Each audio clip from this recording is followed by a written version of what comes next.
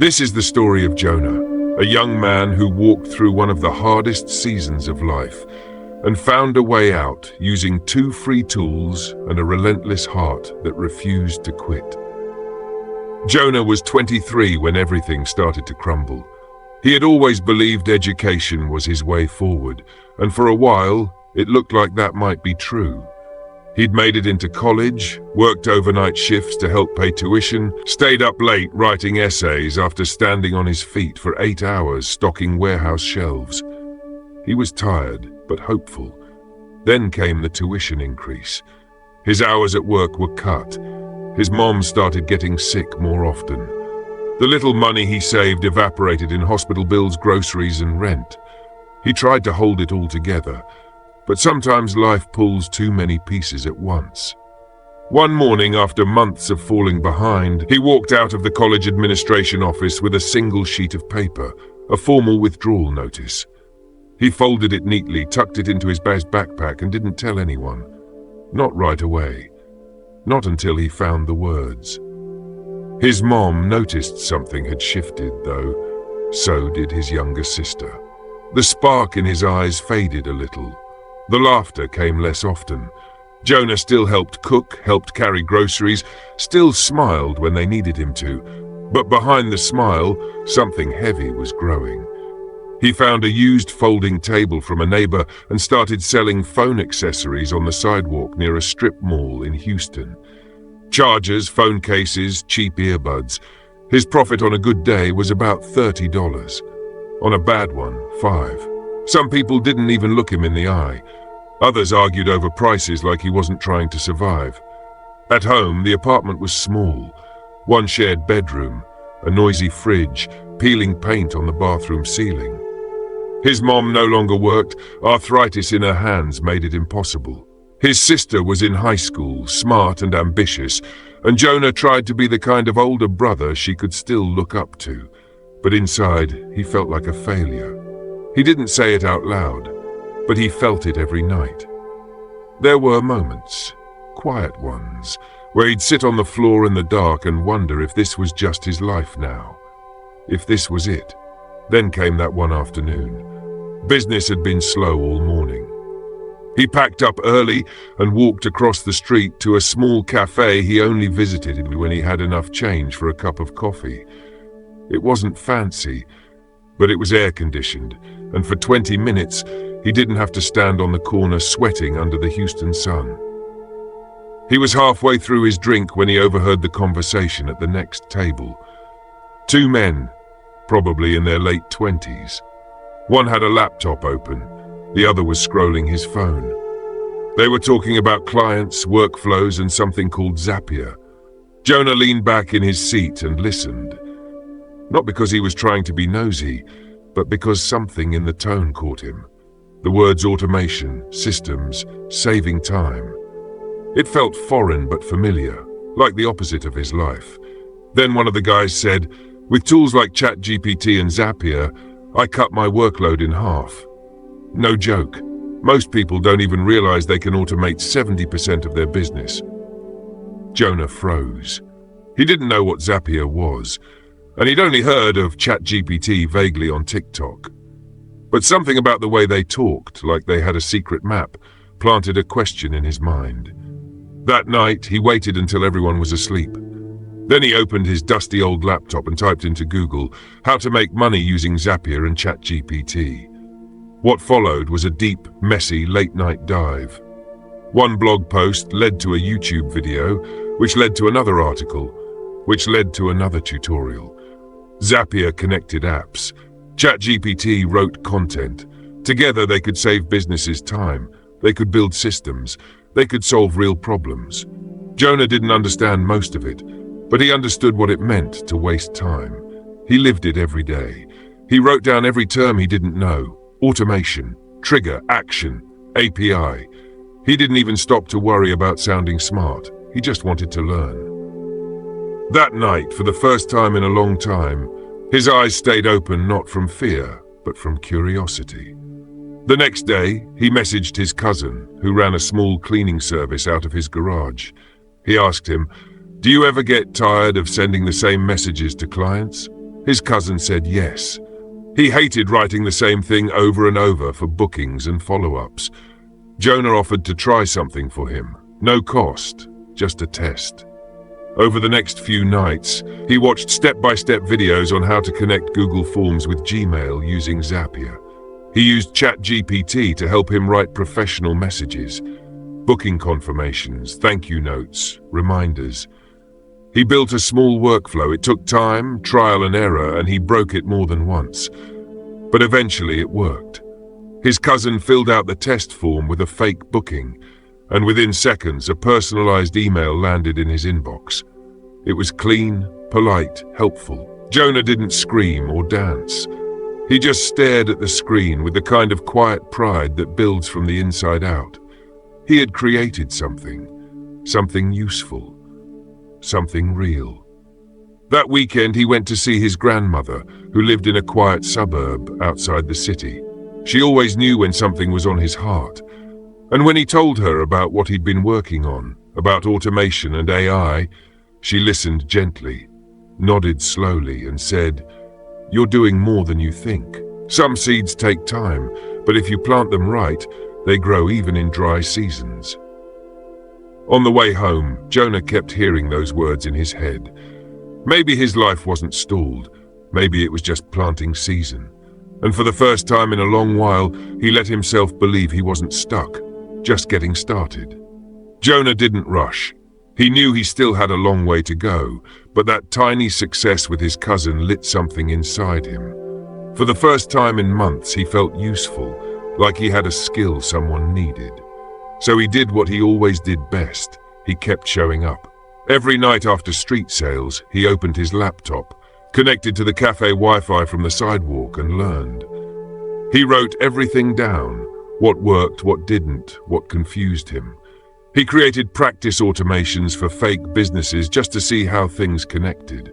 He used ChatGPT not just for writing emails anymore, but for explaining technical terms, helping him brainstorm ideas, even translating complex instructions into plain English. He became a student again. But this time, the classroom was YouTube, blog forums, and his own trial and error. Weeks passed. Then one day, his cousin's friend, a barber who ran a small shop in Midtown, reached out. He'd heard Jonah built some tech thing for cleaning appointments and wanted to know if he could do the same for haircut bookings. Jonah said yes. He met him at the shop, took notes, asked what problems he faced. The barber hated losing time on back-and-forth texts. Jonah built a form where clients could select times, add their details, and receive a confirmation email instantly. All automated, all simple. The barber was shocked. "You did this with free tools?" Jonah nodded. "Zapier and ChatGPT. That's it." The man handed him $60 on the spot. Jonah didn't know what to say.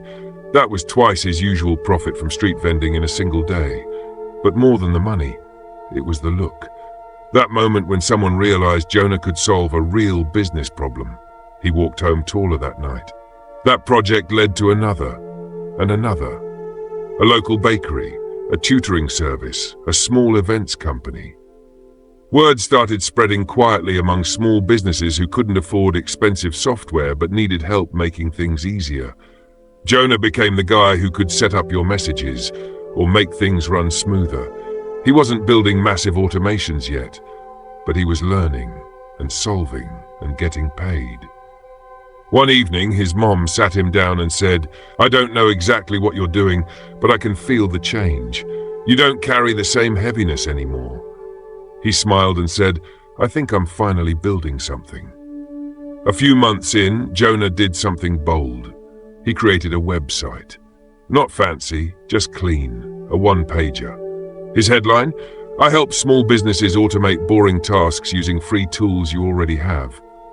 He listed a few services: automatic email replies, appointment confirmations, lead capture forms, follow-up sequences, all powered by ChatGPT and Zapier. He used ChatGPT to help write the site copy.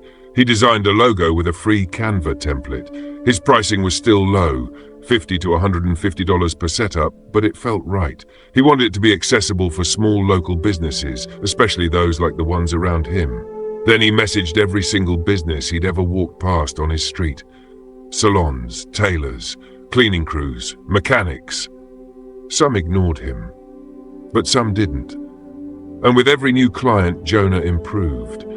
He started mapping flows before building, learned about Zapier filters, tweaked his ChatGPT prompts for better personalization. He began understanding the psychology of customer communication, not just the tech. Slowly, his systems became smarter. He created templates, systems he could reuse with tweaks, one for booking services, one for client onboarding, one for review requests. It cut his setup time in half. Then one day, a bigger opportunity landed in his inbox. A friend of the tutoring service client ran an online course company and needed help automating their entire client funnel. Emails, reminders, upsells, feedback forms. Jonah felt nervous. This was way bigger than anything he'd done, but he said yes. He mapped it out on paper, prompted ChatGPT for email ideas, broke the workflow into small, clear parts, watched 6 new tutorials on Zapier logic paths. And after a full week of work, he delivered it. The client replied, "This is better than what my $1,000 consultant built last year." Jonah stared at the message, then walked into the tiny kitchen and just stood still, taking it in. He'd done it. Not by luck, not by pretending, but by learning, solving, and showing up. He raised his prices after that. Not dramatically, but enough to say, "I believe in my value now." Soon, he wasn't just doing setups. He was offering monthly retainers, helping businesses adjust their workflows, improve their customer responses, even troubleshoot tech they didn't understand. He was no longer the boy with a folding table. He was a consultant, and he hadn't even left his city block. By the end of the first year, Jonah had over 30 clients, most from referrals. A few international, one from Canada, one from Ghana. He never advertised, just did great work. He reinvested every extra dollar, upgraded his laptop, got a second monitor, paid for Zapier's premium plan to access multi-step automations, bought books on systems thinking and small business psychology. He also started mentoring 2 young teens from his neighborhood, kids who reminded him of himself. He showed them how to build simple workflows, taught them to write prompts, encouraged them to be curious. Because now, he wasn't just building systems for businesses, he was building belief. Jonah knew automation wouldn't solve every problem. But he had lived what most people didn't understand. Time is the most expensive thing we waste. And thanks to 2 free tools, and a quiet little voice inside that refused to quit, he was finally buying his life back, one workflow at a time. It had been 18 months since Jonah first heard the word Zapier. Now he stood in the same strip mall he used to sell chargers in front of. But this time, he wasn't holding a folding table. He was walking into a co-working space just a few doors down, a small place he rented twice a week so he could focus without noise or distractions. Inside, it was quiet, cool, bright. He unpacked his laptop, set down his notepad, and took a deep breath. A client in Florida had a call scheduled in 20 minutes. They wanted a full onboarding automation for their event planning business, and Jonah was ready. But before the call, he took a moment to open the message he'd received that morning. It was from his little sister. She had just been accepted into the university she'd been dreaming of.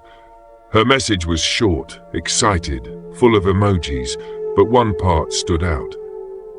"Thank you for believing in me when things were hard. I'm proud of you."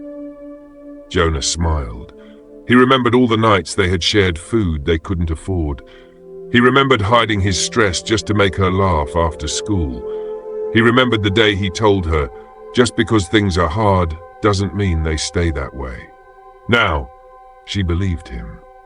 Their mom was doing better too. With Jonah's income growing steadily, she no longer had to worry about bills or groceries. He hired someone to help clean the apartment weekly, something she used to strain herself doing. He even saved enough to help with her treatment, things insurance wouldn't cover. It wasn't flashy. There were no luxury cars, no social media posts bragging about six-figure success. Just slow, steady progress and real stability. Jonah had started earning over $10,000 a month by this point, but he didn't change who he was. Instead of scaling too fast, he focused on making his systems bulletproof. He refined his processes, tracked his time, made onboarding smoother, and built a simple CRM system using free tools. And he kept learning.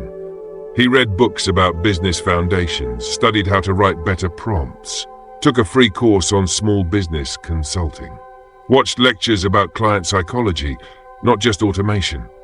He knew something most people didn't. AI tools are powerful, but tools don't build businesses. People do. And the best consultants weren't just tool experts, they were problem solvers, listeners, teachers. Jonah became all three. Then one Sunday, something shifted. His church held a small business fair, tables lined with entrepreneurs selling crafts, baked goods, services. Jonah didn't plan to participate. He just came to support. But a friend pulled him aside and said, "You need to tell people what you do. They need this." He stood behind a simple table with a handwritten sign, "Free help automating your business." That day he spoke with 15 people, a florist, a mechanic, a woman who ran a small daycare. Every single one of them had tasks they hated, scheduling, emailing, reminding, replying. And Jonah, with nothing but a pen, a notepad, and his voice, mapped out small solutions they could try. The response was overwhelming. People didn't just need a service, they needed hope. They needed someone to tell them, "You don't have to do everything the hard way. Let me show you a better path." That evening, Jonah sat with his grandmother again, sharing everything that had happened.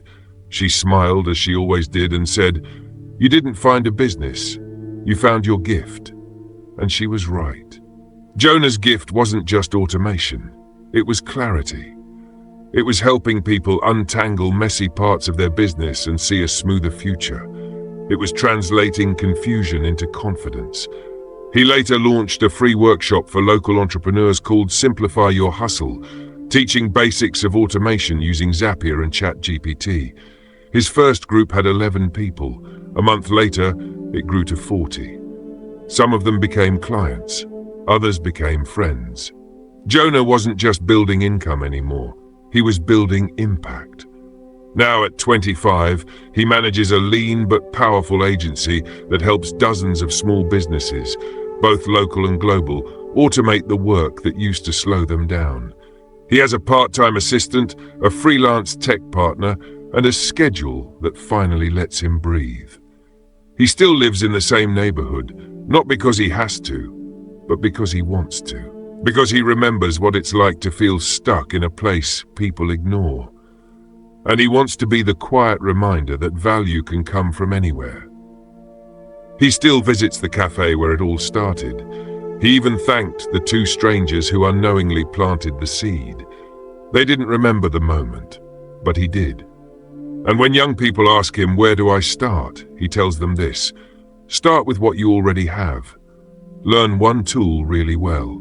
Solve one problem really well. And then keep showing up. Because Jonah knows the truth now. You don't have to wait for permission to build something valuable. You don't need degrees, followers, or expensive software. You need grit, humility, and the courage to begin. He didn't just escape a hard life. He transformed it with free tools and an unshakable belief that even broken beginnings can lead to brilliant futures.